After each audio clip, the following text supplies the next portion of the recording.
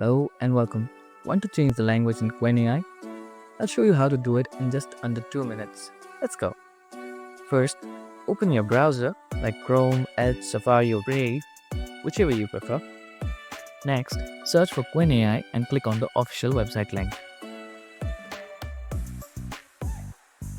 Once you're on the site, look for the language setting. It's usually in the top right corner in the settings menu. Click on your username at the top right corner. Click on settings. And here you can see the option to change the language. Simply click on it. And you can choose any language that you prefer. I'll leave English as it is. Click on save to save the changed language. And as you can see, settings saved successfully. And just like that, we can change language in Qwen AI. If you found this video helpful, don't forget to give this video a thumbs up and subscribe to our channel for more tutorials like this.